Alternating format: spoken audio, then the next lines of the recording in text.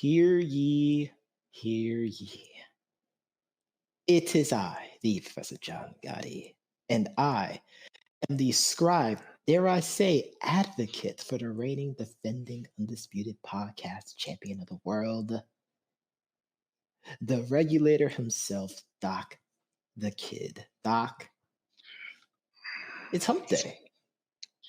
It is, and I'm gonna coin the phrase, docking ain't easy.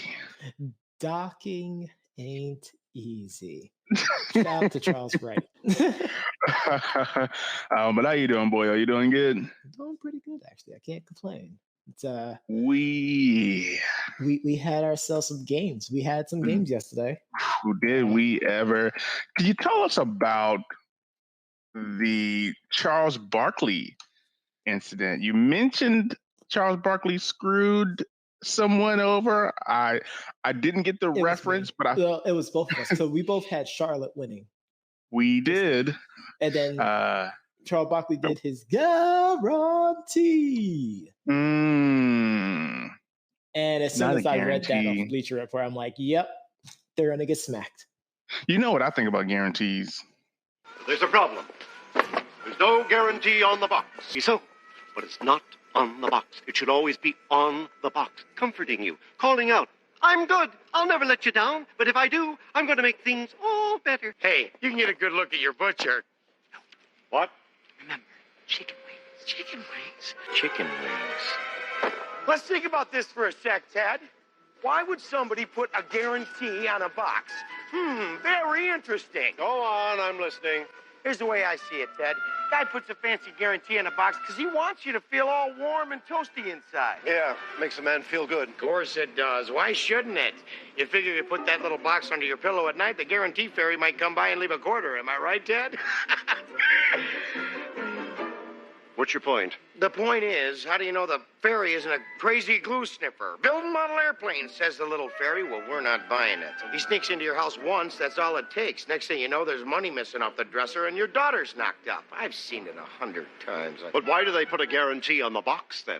Because they know all they sold you was a guaranteed piece of shit. That's all it is, isn't it? Hey, if you want me to take a dump in a box and mark it guaranteed, I will. I got spare time. But for a guaranteed piece of crap. Ode to Tommy Boy. That's what you did there. I mean, just you slap guarantee on a box so that, a person feels warm and fuzzy inside. But guarantee in sports is a guarantee sometimes, and most of the times, of a loss. The media curse. It is the media curse. And as soon as I saw it, I'm like, and this is the second time I mentioned this already. 2 times. This is the second time. The first time. We know the first time. First time being the NFC Championship game. NFC Championship. I remember. And I even it was on that Friday. I said, Doc, Bucks are gonna win this game now. And I wasn't spiking uni balls. I was like, I don't know what you're talking about. I just knew that they were gonna win that game. And I felt that way heading into this game last night. This wasn't even a game. This was a merciful killing. Yeah, it just showed that Charlotte wasn't ready. And we mentioned that. So it wasn't like we were saying that Indiana was going to get destroyed. I think I said that Indiana was just missing a piece, but it just so happens that, hey, the Hornets are missing more pieces than the Pacers. Yeah. So, and that's fine. I think that's okay. It's a blessing and a privilege that they were in a position to have an opportunity to play. Correct. So this is how it works now. This is where I was getting confused, and now I see it. It's making sense. So the winner of the Celtics and Wizards, right, was the Celtics. So the Celtics are now the number 7 seed. Correct. So now the winner of the 9-10 plays the loser of the 7-8. So the Wizards still have a chance to make the playoffs. They do. That's actually pretty awesome. Yes, and it I actually like that. It reminded me of the round robin format of how we would watch like video game tournaments. It's exactly the same way. So the Wizards. This is the losers. So yeah, so the Hornets were in losers already and had to win to stay alive. Hmm. But obviously you can't lose twice. So they went 0-2. Yes. So the Wizards, 1-1 technically, have a chance to jump back into the winner's circle. That's pretty awesome. I like this format. Exactly. Exactly. I don't see the issue with it. I like it. I think it's awesome. I like the fact that the Wizards still have a chance. I think that's pretty awesome because they didn't play bad. It was just Jason Tatum was all over them. Oh, it was a man amongst boys out there. He was just very, very angry. Which I don't blame him. I mean, he gets talked about a lot, and I think we mentioned it. And I told him, I said, their team is really, really good. The Mhm. Celtics are really good. I know they're dealing with some injuries, but we talk about Jason Tatum scoring 50 points, but not too many people talk about Kemba Walker Walker scoring scoring 29. 29. Yep. You know, Tristan Thompson's work on the boards at 12 and 12, like he was really playing hard, like he always used to. Like he was always a high energy guy. But I expect somebody like Evan Fournier and Robert Williams to step up a little bit more. Marcus Smart took some really, really poor shots, in my opinion. Oh no, Um, that's no opinion. That's facts. okay, it was some really bad ones. I mean, I'm watching. I think I fell asleep after one of his threes. I was like, He's like, man, I let me can't do watch this this anymore. crap. Right. But what I will say is the Pacers are in for a whirlwind against the Wizards because Bradley Beal and Russell Westbrook just so happen to kind of work. It works. Hmm. So I'm interested to see how that's going to go. But this is nothing against the Hornets, though. No. They just don't have that core yet. Like that that like they have two or three good players, and that I guess you would consider that a core, but they don't have the pivotal piece just yet that's going to take them over the hump. They have a lot of guards, and they're really good, Yes. but they need that one big. And I know they're hoping that PJ Washington can be it, because I know Cody Zeller's not it. No. Yeah, I know Cody. He scored 17, but I know he's not it. They need a big that can come in and just really, really play well around all these guards. And I'm talking about Rozier, Ball, Graham, Monk. I mean, they have like a gazillion of these guards, which is why in the draft they were saying how if a certain player fell to them, would they change their style, like, or would they still go at LaMelo Ball because they really, really needed a center. So, like, if James Wiseman is there, like, you have to take him, you know? Hmm. I mean, and Um, what really hurt the Hornets in this game, honestly, was just the lack of efficiency. Like they just right. didn't take quality shots, and they turned the ball over a lot too. Turned the And I ball over think that 14 times. comes from a lack of I mean, bigs because he also got out Pacers turned it rebounded. over 16, but yeah, I was gonna say that's the other big part is, and this is Yeah. an element of the game that people don't talk about, but it needs to be talked about, especially in the playoffs. And not Rebounding to is huge. pull, anything out of my doctor's bag here, but I mean, this is something that the Rockets get beat on in the playoffs in the past, that rebounding, because we played small ball so often. And this team, although they're not playing small ball, they have so many guards that their bigs, they're there, but They're they just kind don't of in the have that. background. Yeah, they don't have that big presence. Like the Pacers are a dog team. They've always been a dog team, even from the day of Smiths. Okay. Um, you got Turner, you got obviously they brought in Levert, but they got Sabonis, they got McDermott. You I know what was I gonna mean? say So they have McBuckets too, who Mc I believe this is his McBuckets. first playoffs actually, which it's going to I, be exciting to see what else he can do. He scored 21 points, and I mean, think about it like this too.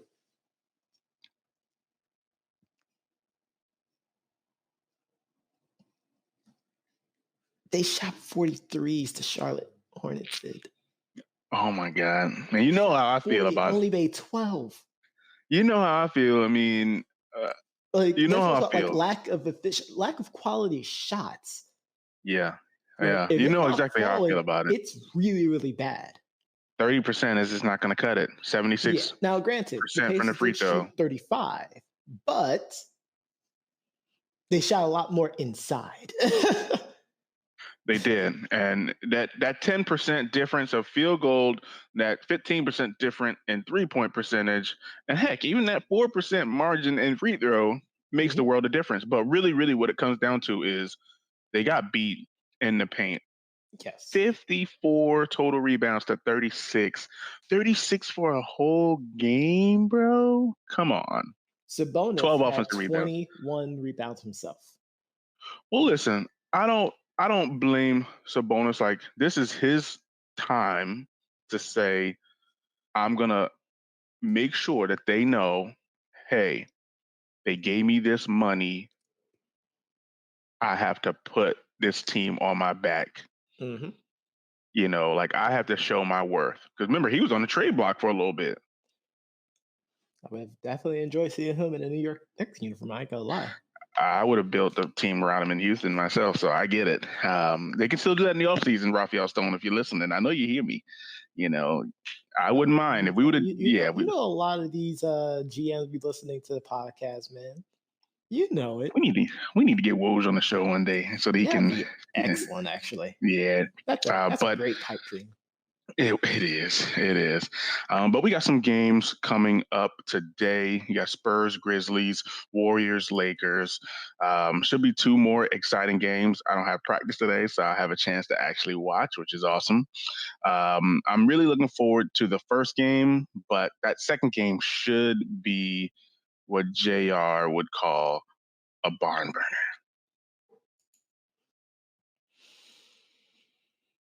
Yeah, I have to agree. I have to agree. You didn't want to. It's like you wanted to there, boy. It didn't seem like you wanted to. Well, I feel like there's way too many just people aren't talking about the game itself. Like it's too Lakers focus, if you get what I'm saying. Sure. But I mean, like I said, it's LeBron, it's AD. we said on Monday, Yeah. we both have the Lakers winning it, but we want the Warriors to win it. Yeah, I just feel like the Warriors, although it's great to see them in the playoffs in this play-in, um, I don't think they have the firepower necessary to compete with this Laker teams. Now, granted, do I think Steve Kerr could out-coach Vogel? Absolutely. Absolutely. And he could definitely out-coach him tonight somehow. I don't see who would step up, but I mean, it's really going to come down to the Lakers' plan to stop Steph. There is no And stopping him. You can only contain him. yeah, I mean, if Steph is on, because he'll obviously have a point to prove, um, and the play of Wiggins. That's the only other person that I could really think of. But outside of that, this team, I don't know. I don't know. I feel like they have a chance, but They have to win that. something to prove. I'll admit to that. It would be a fighter's chance, a fighter's punching chance. Yep. You're in. You're going against the Lakers, the defending champs, who are hobbling into the playoffs themselves. Who knows? LeBron might go in and he thinks he's good and he's not good. AD's already feeling it. You got Drummond out there. So I mean, I'm not sure. But the one thing I will say, and as I look at this little story headline, and I don't really like it when I think about it because the Warriors were terrible last year. They were. Right. So listen to this headline. Listen to this story title. Uh-huh. And this is from the Big Lead, and I didn't click on it. I don't know who wrote it. I'm not even going to click on it. It says the Warriors blew the second pick on James Wiseman and barely made the playoffs. Whoever wrote that needs to be fired. So let's think about this here. Wait. They were who was the author? Let's put that person's name out on blast. So you want me to click it?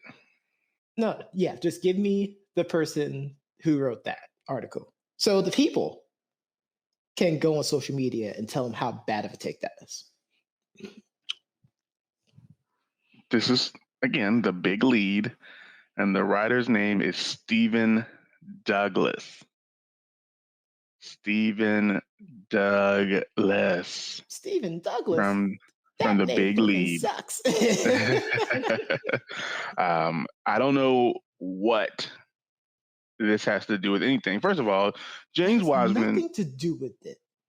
James Wiseman was a rookie, and by no means was he supposed to come in and dominate on the system that isn't predicated around a big man. Yes. You know, first of all, it's like his primary role probably was to pick and roll and grab rebounds on a team that shoots threes, occasionally runs sets, but mostly shoots threes. So I don't really like that. But the fact that they made the playoffs with or without Wiseman, it's a bad article title because it's almost like James Wiseman was supposed to come in and resurrect the Warriors when the Warriors needed to get healthy, and he just so happened to get hurt. So I just found that to be pretty interesting. But I'm looking forward to this game. Yeah, I'm looking forward to this game. I'm hoping that these rookies that come in, like Wiseman, who came in last year, don't get caught up in these type of articles and they just continue to get better. Obviously, LaMelo Ball had a chip on his shoulder, along with a couple other rookies. Obviously the number one pick had a chip on his shoulder. So I feel like we just need to let these rookies grow. And maybe in the future, there might have to be a new draft order created. So not so much that the rich get richer, but that the poor do better than tanking. Well, until they make rules around tanking, that ain't happening anytime soon. Adam Silver, Yeah. we're calling you out. We're challenging you. We're coming for you, because I'm tired of my team for the past decade plus trying to tank and then lose in the lottery. Right. Now, granted, the process worked. It's still working. It's still a work in progress, I'll say. It hasn't worked yet because although they've gotten better, it hasn't full on worked. They haven't won a championship, but they've gotten better. Yes. And if the process was to get better, then it worked tremendously. But in this situation, if you can get a pick that can come in and contribute to your team, which I'm hoping that the Rockets get this year, then you won. You succeeded. Like everybody's trying so hard not to draft a bust instead of trying to draft a quality player. And that's where that's where the problem comes in. It's like, oh my God, we don't want to get a bust, but the top prospect in any league or any country or wherever, if they come in and you throw them, all this money, anybody could become a bust. Yes. Well, I think it helps out now with so many high schoolers now going straight to the G League now. True, and overseas. Those have some, professional basketball experience. No, definitely. But let's hold on to that. We're going to have a draft special, I'm sure, once they do the lottery, which I think is next month. It's next month. It's next month. Which I'm gonna be really ready for, because if that 1 through 4 spot falls in that Houston Rockets lap, actually do a oh my God! Yeah, I'm be ready. This may be as good as urinating trees. Browns versus Steelers reaction video. Oh boy. But let us know who you got winning tonight. Let us know how you feel about this new age way of reporting, first and foremost, in the comments. You can find us on all the podcast platforms known to man. So I know if you're listening to this, you didn't even have to look hard. You just typed in Debate Amongst Friends on whatever platform you're using, and bam! It popped up on your screen. But wait, if you don't want to do that, or you do not have a preferred podcasting application to use, you can always go to www.debateamongstfriends.com and you can listen to all of our episodes, including this one right here, right there on the website. And be sure, again, as we've been saying all week, we are on this new platform, this new schedule, doing this every day. And this show will play every day at 4 p.m. Eastern Standard Time. Set your reminders, set your alerts, your alarms, whatever you need to do, and tune in to Debate Amongst Friends. And catch us tomorrow for more news, analysis, and the reads. And like we always say at the end, goodbye, mwah, and to all, a good night.